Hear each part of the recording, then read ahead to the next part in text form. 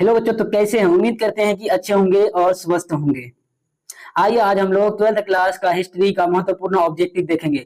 Previous years question का selected question जो है, जो बार बार रिपीट होता है, उसे देखेंगे, जो कि बहुत ही महत्वपूर्ण है। पहला नंबर क्वेश्चन है कि मोहनजोदड़ो किस नदी के किनारे स्थित है? मोहनजोदड़ो किस नदी के किनारे स्थित है जी? सिंधु नदी के किनारे स्थित है। किस नदी के किनारे? सिंधु नदी के किनारे। इसका आंसर क्या होगा? ऑप्शन नंबर बी होगा। क्या होगा?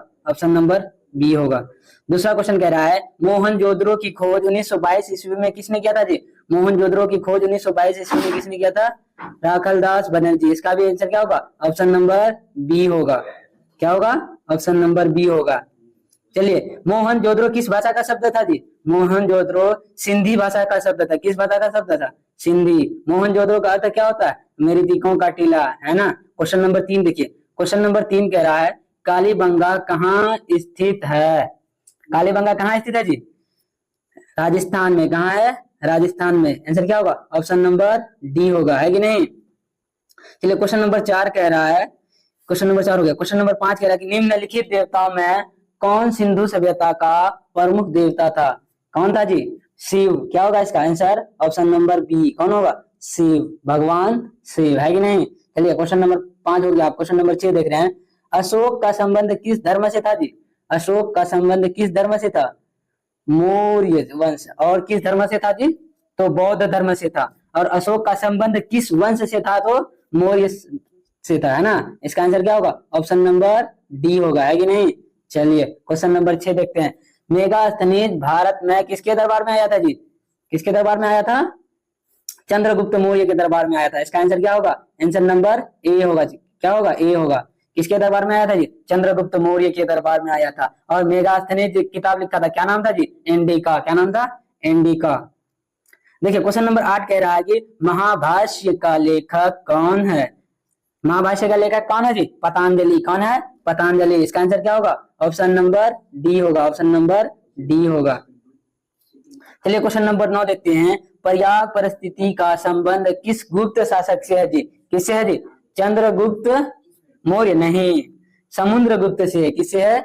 समुद्रगुप्त से। इसका आंसर क्या होगा? Option number B. Option number B. Samudragupta को भारत का नेपोलियन भी कहा जाता है। क्या कहा जाता है? भारत का नेपोलियन भी कहा जाता है। क्वेश्चन नंबर 10 देखिए। कह रहा अशोक किस शासक को प्रियदर्शी कहा जाता है? किस शासक को प्रियदर्शी कहा जाता है जी? अशोक को। किसको? अशोक को। इसका आंसर क्या होगा? ऑप्शन नंबर ए होगा। और अशोक किस धर्म से संबंधित था जी? बौद्ध धर्म से, है कि नहीं। चलिए, क्वेश्चन नंबर 11 देखते हैं।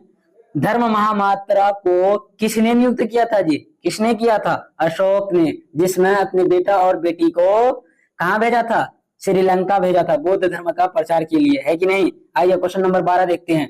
क्वेश्चन नंबर 12 कह रहा है कि महाभारत का रचना किस भाषा में हुआ है जी? महाभारत का रचना किस भाषा में हुआ है? संस्कृत में। किसमें हुआ है? संस्कृत में। इसका आंसर क्या होगा? आंसर नंबर ए होगा। मनुस्मृति में कितने प्रकार का विवाह का उल्लेख किया गया है जी? कितने प्रकार का?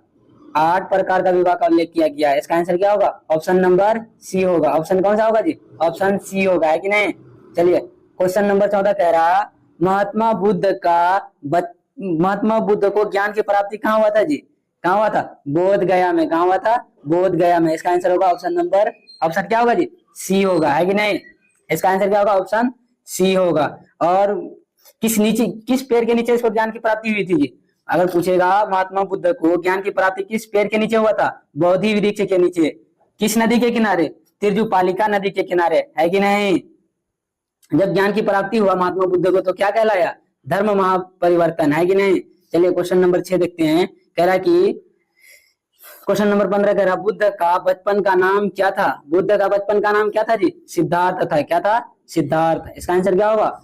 ऑप्शन बी होगा, है कि नहीं। ऑप्शन क्या होगा? ऑप्शन बी होगा। और वहीं अगर महावीर स्वामी का बचपन का नाम पूछ ले तो क्या होगा जी? वर्धमान होगा। क्या होगा? वर्धमान। चलिए, क्वेश्चन नंबर 16 कह रहा है कि वेदों की संख्या कितना है? वेदों की संख्या कितना है जी? 4 है। कितना है?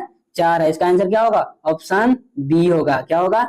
Option B. अगर यही पूछ लेता पुराणों की संख्या कितना होता है? पुराणों की संख्या कितना होता है जी? 18।